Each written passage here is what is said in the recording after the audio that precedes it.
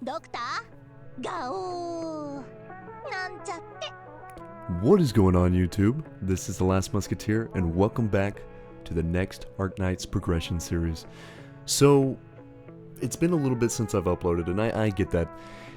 As we're going into this next H stage, which I did do a few of them, not up to chapter 11, but a few of them that I had not done in the past, so we're going a bit back in the chapters to go through, and you'll see a few of them as we're going through. But I wanted to talk for a second about the main reason that I hadn't uploaded any Arknights content in probably about almost 2 weeks now. The main thing is, it's not that there is a lack of content, there is a lack of air conditioning service in my current house. So the outside unit of my house broke down a few days ago, and looks like it's going to take a little bit before it's back up, and it has been roughly 85 degrees Fahrenheit in my house, which is about 29 to 30 Celsius for those of you that don't use American units. And it's hot. It's very hot. And so to do these, I have to turn off all my fans, everything, and just sweat up a storm to try to get these out. But I wanted to get the content out, so instead of waiting for it to get fixed, we are going forward. So I do apologize, it has been a little bit. And this one is not going to have the EX stages of the current event. I will have that out in the next video, and hopefully won't have to take too long on that. I may do just a progression series video for just that little bit, you know, and then talk about a few things. But I just wanted to try to get this one out there so that there is some content coming in. And I do appreciate your patience, as always. I appreciate y'all's support. But going into talking about the actual stages now, so this is H5-3, and it's a bit of a pain. So the main problem is, if you don't have good AoE healers, you're going to struggle quite a bit here. Not to mention that the way it's spread, it makes it really hard for you to contain lanes. Plus you've got stunners in the way, so someone without the silence mechanic is going to struggle quite a bit in this. But overall, I don't think it's too terribly bad if you have decent lane holders and decent damage. But I'm not gonna lie, it did take me a few runs to figure out exactly how I wanted to set up, because I always ended up just leaking one at some random spot. Maybe it's a stunner, or spider blows up part of my lineup that is crucial at holding. But I did get it done eventually. But moving on to H5-4, will show the return of a familiar face, somebody that I haven't seen in quite some time. He has been talked about in the story later on in some of the chapters, which is nice. You know, it's always good to have a callback. But it is time to put a second beatdown on Faust, because of course they never learn the first time. So there's nothing better than going back in and giving him a whooping once again. So this one is really not too bad. Obviously, you just do it the same way you dealt with them last time. Try to make sure that you have some very tanky defender go down as your last, because then with proper healing and with as tanky as they are, they're generally going to hold that by themselves. You just have to be careful when they come out. And seeing this one, I didn't exactly know when he came out, so when he did, I didn't have anyone ready that was able to tank that. Though I figure maybe Gavialter would be able to do it. I was completely wrong, of course. She nearly gets one shot from almost full HP, so a bit of a downside there. But I also didn't bring anyone in that, like Cora, for instance, who would be really good for tanking in this situation. So I'm going to have to make do with Mudrock. I dropped Bagpipe just to get a little relief for Mud for the moment, and hope that she can heal up a decent amount in the meantime. So what I decided to do after was drop Talopsis and then drop Gavialter. But the problem was, I didn't realize I had no deployment space. So when I dropped her, I couldn't quick drop Gavialter, so instead Talopsis goes down right away. Gavialter is tanking quite well this time though, that is very nice, and hopefully she can stay up a majority of the time. I also threw Bagpipe down just to put another little bit of relief for Gavialter, and then she went down once again. And of course I don't know at this point what I'm doing, why I'm dropping them like this, because I'm literally just dropping them to their death constantly. But of course, when you don't bring in the correct pieces for the lineup, sacrifices must be made. And as long as it's not Swire I'm sacrificing, I'm just fine with it. Sorry if some of your favorite characters are getting bullied here. It's not necessarily my intention, but I did not plan correctly. So, moving on to the Chapter 6 H stages. These are a lot more fun, and honestly, probably a lot more challenging. I think H5-3 was more than likely one of the hardest ones that I will deal with for a bit. But these ones are very cool in the way they're set up. If you don't have the exact right pieces at the right time, you could end up losing. So we put Ifrit in there, right behind the Mudrock on the bottom right side, just to give a little relief and a little bit of arts damage to that lane, because later on some of these stunners start coming through, and that is where the real problem lies. So the rest of the time, I'm basically just making sure that I have enough arts damage for the top side. With Thorns there, it is generally always going to be the case that I have enough damage, but I throw Click down for a little extra help, and while Click is not going to get a whole lot of damage on the more tanky units, the reason I had to drop her on the left side was because of the aggressive thrower that comes out of the right side there would have done an absolute ton of damage to Click, and I think I had used Click on that side beforehand just to get a little extra damage early, and I realized after that it was a horrible idea. So at this point, Talopsis is going to go down because she is not going to be able to tank a thrower. Obviously, it's a way too much damage. Thorns is now taking the damage, which is even more of a problem because if Thorns goes down, I'm probably going to lose. Unfortunately, he did fall, but the good part is, by that point, everybody was already pretty low, so I had just what I needed to finish everything off. So that is H6-1 down, and we are moving straight into H6-2. So for this stage, it was honestly less about having someone there to block. It was more about having enough damage as they're going through to stop the melee users, because once they get to anybody, if I don't have enough damage, they're just going to obliterate whoever it is. So I have Thorns here to do some decent damage, and then I have to plant as many range units as I can to do enough damage to these guys as they're going through to basically let them walk to their death or walk very low to the bottom side, because they generally always go to the bottom side here, giving you plenty of time to just do a decent amount of damage and then let them finish themselves off. So Thorns here obviously does a great job, and he nearly goes down in 2 strikes. As you can see, they are extremely fast dealing damage. Took him out there. Unfortunate, but not too bad. I do have Gavialta as replacement if I need, and I can pull some things forward with her ability to take care of them, but I forget to do it on the first pass, which almost cost me her life. But luckily I did have Mestima ready, and so I used Mestima to slow and push back so that Gavialta was able to save her ability and use it in the next little bit. Now Cora is tanking bottom extremely well because, well, these guys don't really do that much damage, so as long as it's not the heavy hitters going through, we're perfectly fine. As you can see, top, I nearly leaked that one, but with the Myrtle being ready for deployment, I was able to stall him just that last second for him to tick down to his own damage. So H6-3, this one is a bit annoying to say the least, with all the spiders going around, the frost drones, and of course the unblockable guys.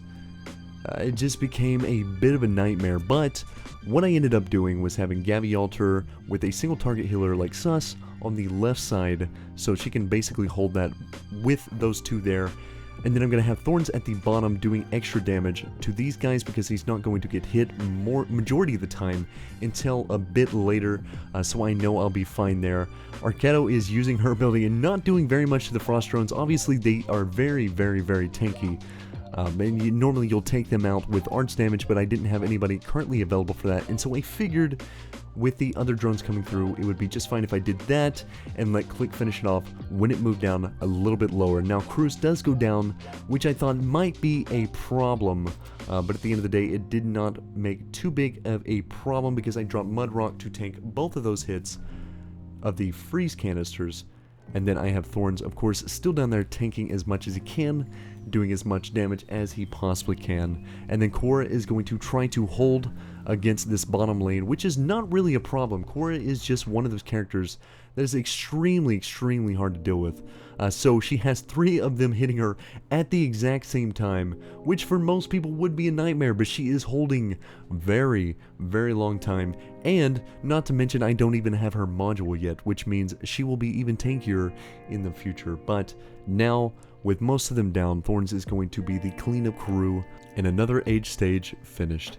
So that was H6-3, and I don't actually do H6-4. I did one attempt of it, and then at that point I was kind of tired of running them for the day, so I got off, and then I did not go back to those, so I'll have to get back on them later on. But I did want to show this because this was during the dead weeks, so they were trying to give us a little bit of an incentive to not be as angry during the downtime. And you know, I get it, I do appreciate anything, and for me, for the downtime, it really wasn't that bad. I know a lot of people were fairly impatient with it, which is understandable. You know, when there comes to a lack of content, something you've been excited for months, and then you get even more delays and you have no idea when something's coming out, it can be a massive pain.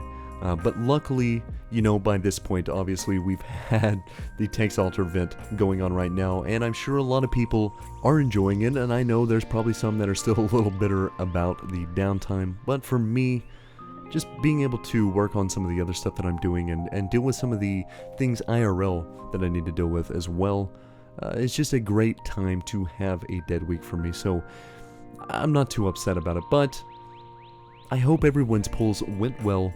I know mine did, and the stream pulls were a lot of fun. Once again, a big shout out to everyone to let me pull for them, and thank you very much for that. I did quite enjoy that, and hopefully we'll be able to do it again in the future. But for this stage in particular, I'm just showing this because this is the boss stage of Mansfield Break, and it was an extremely easy boss, one that I am used to by now just because of the fact that he is an IS-2 in certain encounter stages. So it was pretty easy going in knowing exactly what I was going to be dealing with, but I threw him in just to show what I was working on exactly doing this, because at this point I was farming as many OP as I could to get towards a good amount for Text Altar, so this was quite a bit in the past at this point, and I considered leveling up some of the altars because I didn't know whether or not the rewards from leveling up the altars would go away whenever the Texas Altar came out. So I think at this point they still are available, but I didn't exactly check, and maybe there is a time limit. But I did end up taking Hibiscus the Purifier to E1 just because you get some decent rewards out of it, and you get a little bit of a refund, so I might as well do it now.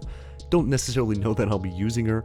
I haven't used her since way back in the day, probably like 2 weeks in when I actually pulled her on the Ebonholes event, so yeah, she's going to be collecting dust still, but she did get a little bit of an upgrade.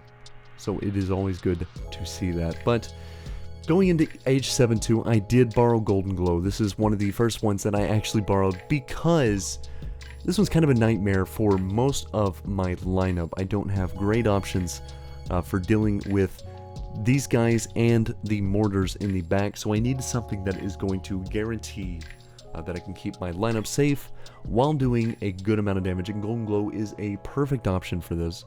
Because she's going to take out most of my problems early on.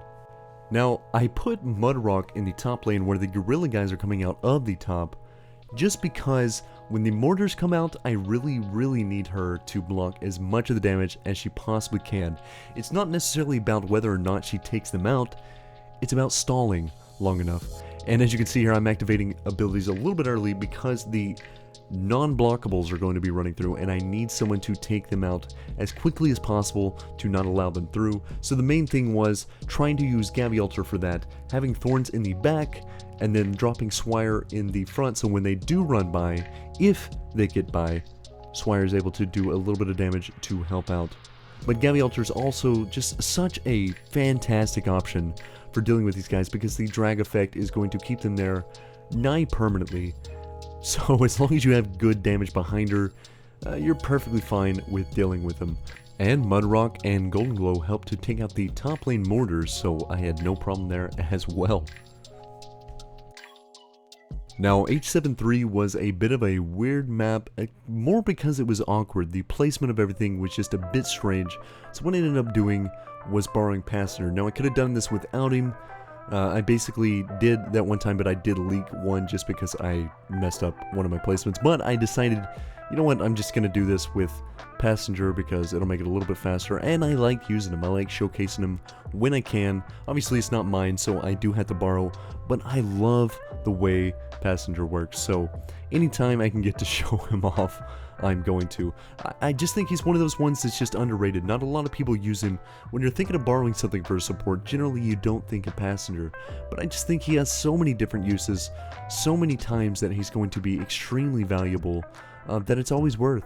So I recommend giving him a try. You're going to be properly surprised if you've never used him before at just how well he takes out large groups of enemies. Now, the Gorilla Shield Guards generally just have a lot of resistance as well as defense, so they do take a bit to go down, but they eventually will drop. And from here, basically all I'm going to have to worry about is the big guys from the top walking through, because they can do a lot of damage extremely quickly, but with Gavialter ready with skill, I'm not really going to have a hard time taking them out. Mestima also, I'm going to activate the skill just to slow down these shield guards a little bit, give Bagpipe a little more time to do some more damage, and then Thorns will help to clean up at the end.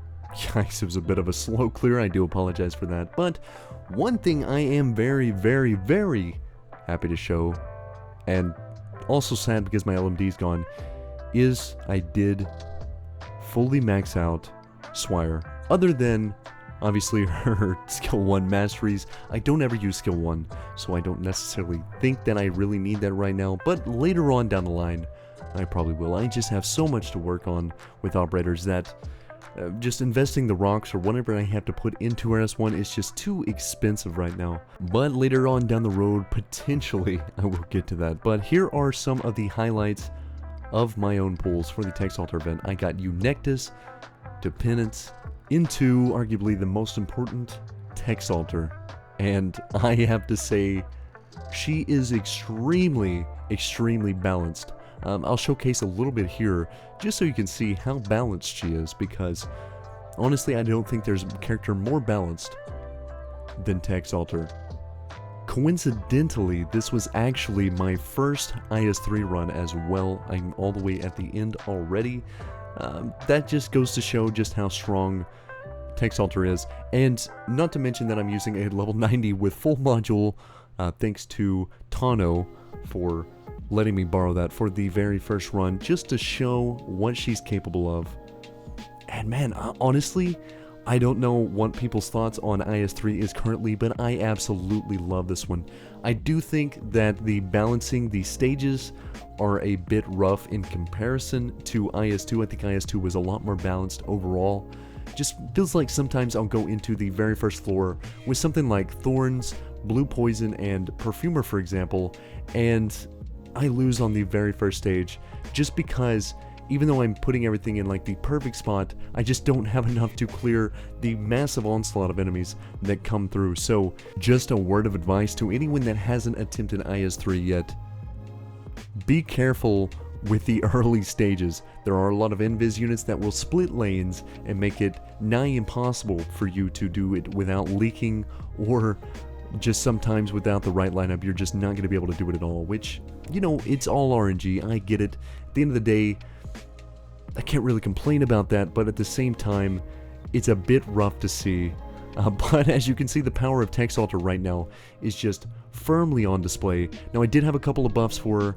You know, this is not what her normal looks like, but as you can see, one drop against the boss takes it almost to half health right away, and I'll just throw her in at random times with the reduced redeployment time from one of the artifacts that I got in the run, and just decimate anything that comes in contact. So there is the boss's first phase down already, and at this point it's looking beautiful. So I'm just going to keep spamming her on the boss every chance I get, unless I need her to take out some of the other lanes at some point. But as you can see, I'm taking a lot of damage from the AoE the boss, which is very, very annoying. Has a lot of range and a lot of nuke potential, but with the S3 from Texas being a lot of damage, along with the fact that it's arts damage, it goes in quite well and takes everything out pretty decently. Though my line looks like it's falling apart, it's not too bad. I have the boss almost down, and once the boss is down, everything else is going to become pretty trivial, especially with Tex also Alter there to help out. Gavial, like the pro she is, held down the bottom lane just fine, and we finished off the very first IS-3 run that I attempted.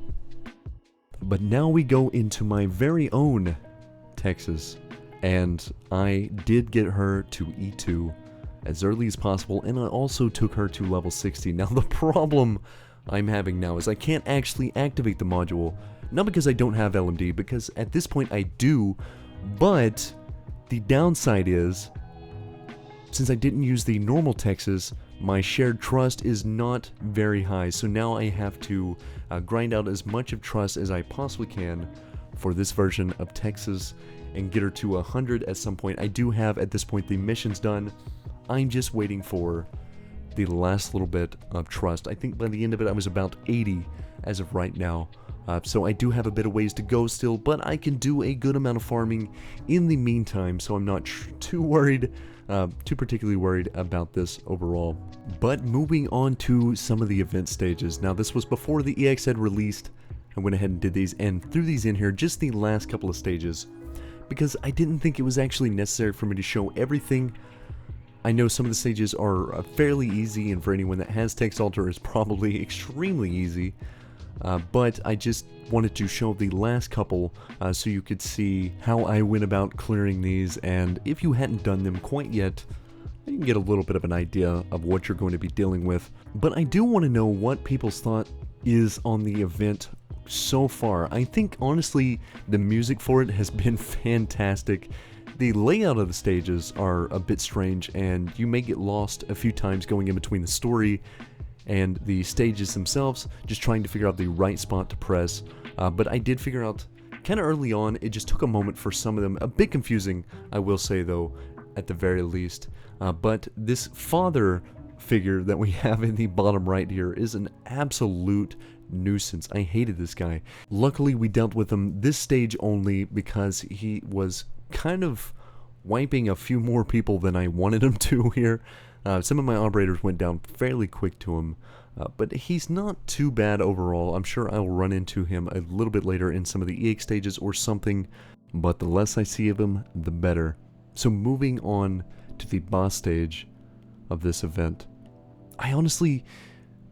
See, here's the thing that I'm wondering about, because at this point, with the lineup that I have, I don't know if it's just the boss was easier this time, or my lineup's just strong enough that everything feels a little more trivial. But either way, maybe it's just getting to the point where also having Texas Alter just makes it that much easier. And maybe that's a downside, maybe it's not, I don't know. I'm sure other people have been in that situation for quite some time, where no matter what stage they throw at you, you generally always have the options that you need in any particular situation. So maybe I'm just getting to that point. Maybe my account's just getting strong enough to deal with some of this stuff and make life easier on myself. I don't know, but either way, this fight was extremely easy in comparison to a lot of some of the other stuff that I've done. So a bit lackluster, but a cool boss nonetheless. And I do think this event mechanic is pretty good.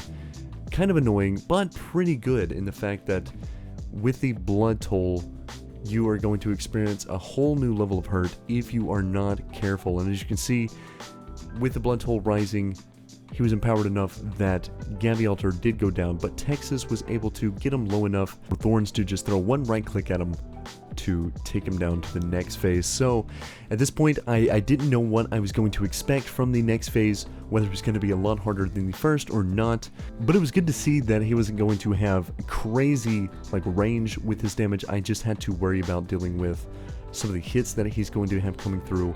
And so at this point, I do have Mestima ready and active. I throw Gavialter in front of Thorns just to protect him a little bit longer, then Texalter, and then if I need to, I throw Quora as well. I'm just trying to stall it as long as I possibly can for Thorns to do the damage, and he does. He trades with his own life, but that was the last enemy, so that was the boss down. Also, I got a skin voucher from having the Texas skin bought before the event, so now I got the Mestima skin that I have been wanting for quite some time that I almost forgot about, and it is such a beautiful, beautiful skin. Probably one of my favorites in the game, if not like my top 3. I think this one is absolutely fantastic, and especially when you go into a match and you see the little guys holding the staff and stuff at the bottom, it is so cool. But with everything I needed from the Texalter being down, I decided to go for some of these pulls because my idea was try to get Warfarin. Even if I didn't get any of the 6 stars, even if I didn't get any of the other 5 stars, I just wanted Warfarin. That was the only one I really, really wanted. And of course, I didn't get her. But I did get some decent pulls out of it, and I'll go ahead and let it play out with some of the music in the background so you can see my pain. I'll talk when it's needed.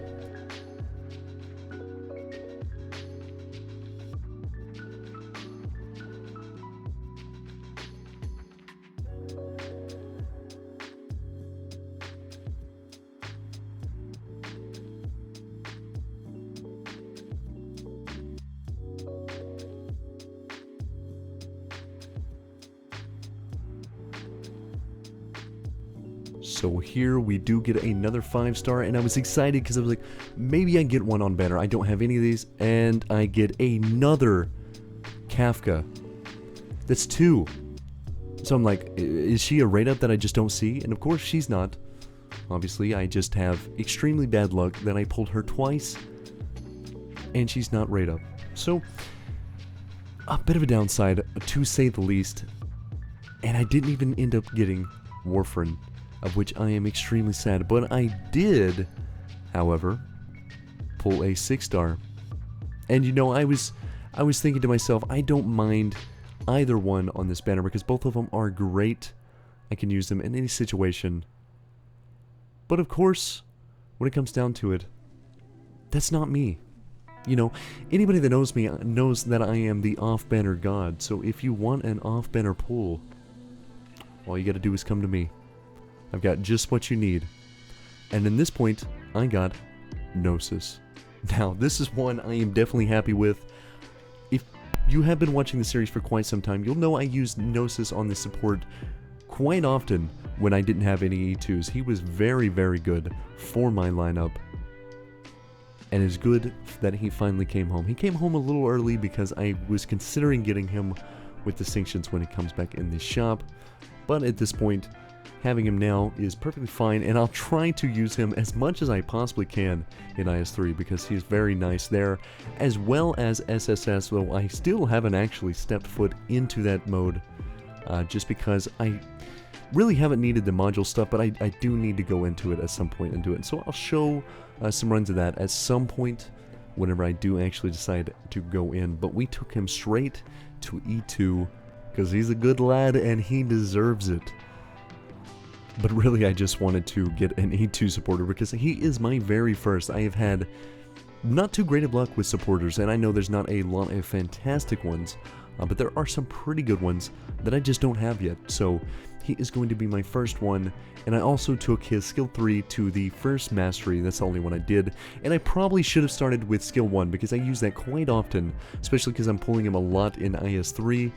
So, you know, I should probably have gone for that one first, but we'll get to that at some point here.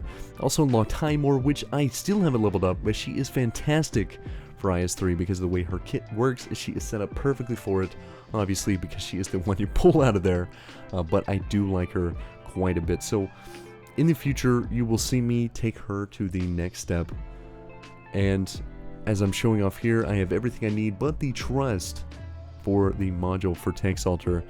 So in the next video, perhaps I might have her to 100 trust by then, and I will have that module, because I do have a decent amount of LMD saved up. This was recorded, I think, a couple of days ago, 3 days ago, something like that. So I do have a lot more supplies saved up from that moment, and I still have a lot of things to farm from the event, so I've got a decent ways to go. And looking at Vigil, I don't know exactly if he's worth leveling up right now. I'm sure he does a decent job, but how good? You know, I'm sure in certain situations he can be amazing, but do I really have the skill right now to utilize him effectively? Probably not, but I should take some time to learn him, maybe take him to E1 just to try him out a little bit, give him a little bit of a run in IS-3, see how he does. Most of my roster is fairly similar to how it was last time, though I did make some nice upgrades. Eunectus is level 1, Penance level 50, I still haven't taken her to E1 yet. I really want to, but I know she takes a lot of investment to really get going, so I'm holding off for the moment until I can get enough LMD to really maximize her output. So maybe in the meantime I go Dorothy. I do have enough for that. I'm just not sure I'm ready for that one just yet, because she does a fantastic job even at E1. She's just an overall extremely nice operator, and I think she's very underrated still, and maybe it's because people don't like the Trapmaster style of play, but I do think she's very good at locking down and holding and stalling in a lot of situations. So another one that I really just need to work up. And also, of course, I'm broke on OP, so I can't go in and buy any skins, but I do love a lot of these skins. All of them. I would take Passengers right away because I love the way Passenger works. Knurls is fantastic as well, though I don't have her, and I probably won't have her for quite some time. And of course, Rosemontis I also don't have, but hers is fantastic. I love it. But I do think that is going to be all from me. I do appreciate the patience with the upload schedule. I know it's been rough. I know I'm not getting a lot of content out. I do promise I'm trying. I've just got so much going on IRL right now that it's mind-boggling. So I'm trying as best I can, and this is just an overview of what all my stuff looks like. But I hope you guys enjoy, and I hope to see you in the next one. Peace.